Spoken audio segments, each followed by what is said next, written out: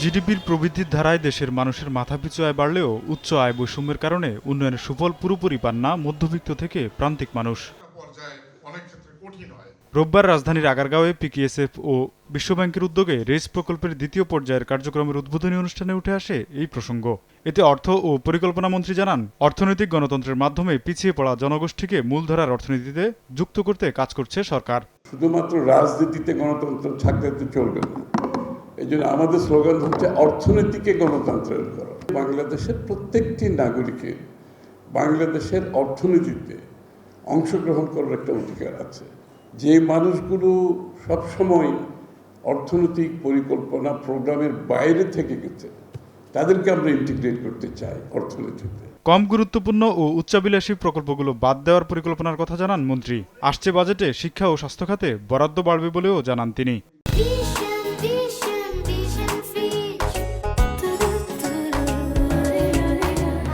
Project তো অনেক হয়, প্রজেক্টের পর প্রজেক্ট। এখন আমাদের 1300 প্রজেক্ট প্ল্যানিং কমিশনে আছে।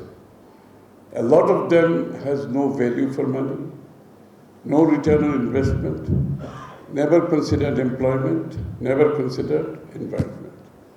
তো আমরা অনেকগুলো প্রজেক্ট বাদ দিয়ে দিচ্ছি এখানে।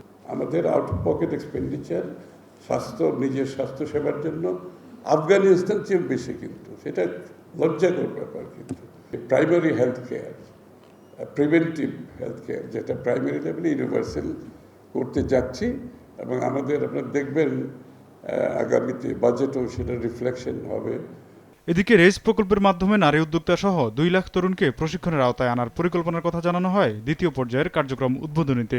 85% employment is in the informal sector. এই ইনফর্মাল সেক্টরকে কেমনে আপনি ফর্মালাইজ করবেন, এবং সেটার একটা বাহন হিসেবে এই প্রজেক্টটাকে আমরা ব্যবহার করছি। বিল্ডিং না বানিয়ে, ক্লাসরুম না বানিয়ে, ঘনঘটা করে কি বলব সভা সমিতি না করে, you are doing it silently, and that's why I'm telling you, silently a revolution is taking place in the field.